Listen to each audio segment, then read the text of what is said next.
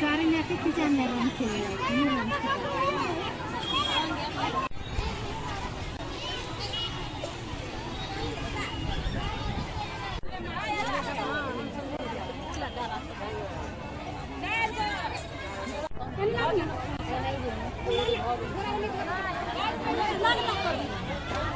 वैसे कर दे